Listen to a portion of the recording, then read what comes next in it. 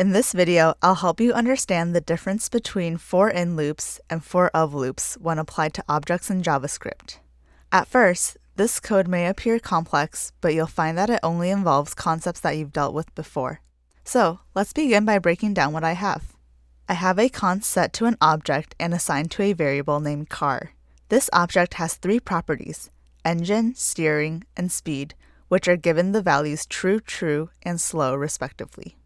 I also have a const assigned to the variable sports car, and I've used object.create so that it inherits the properties of the car variable.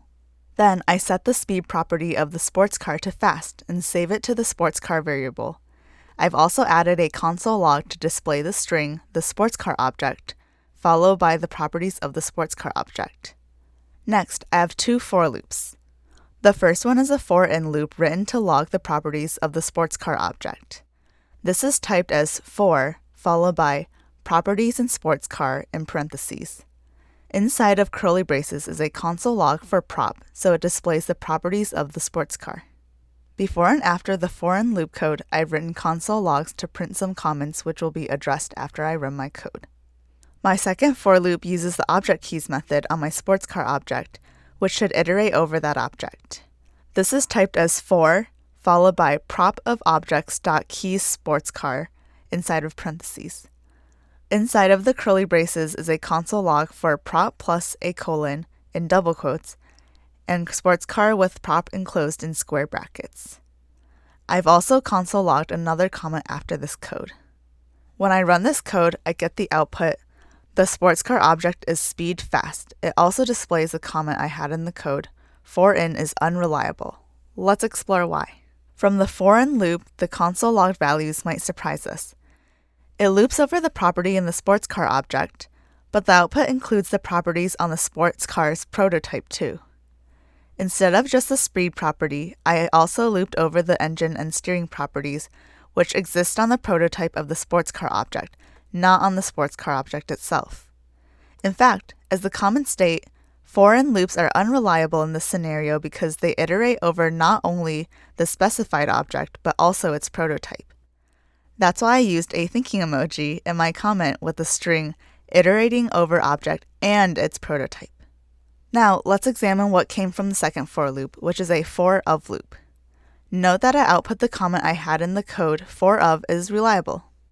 I've gotten back speed fast, or in other words, the property and value that I've assigned to the sports car object. And just as I have stated in the comment in my code, this is because a for-of loop only iterates over the object's own properties and does not count the prototype at all.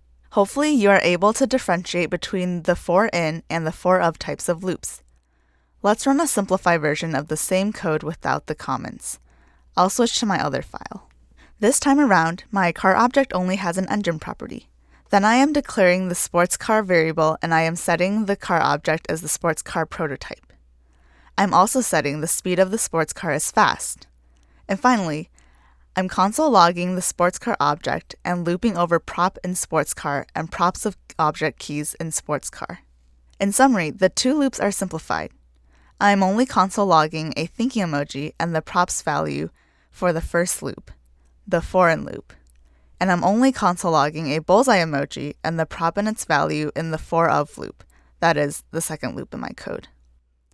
When I run the code again, the result is much simpler. First, I confirm that the sports car object only has one single property, speed, which is fast. Then, the for-in loop displays speed and engine because engine belongs to the prototype of the sports car object and not the sports car object itself. And finally, the for-of loop outputs looping over only the sports car object properties, which in this case is only the property fast. The emojis from my code appear alongside these properties and help us to understand what they mean. And just to sum it up, the speed and engine properties are from the for-in loop because it draws from the prototype of the sports car object as well as the object itself. The speed fast property, however, comes from the for-of loop since that iterates over the sports car object's property only. In this video, you learned that when you run on objects in JavaScript, for-in loops iterate over the properties of the object and its prototype, while for-of loops do this only for the object's properties.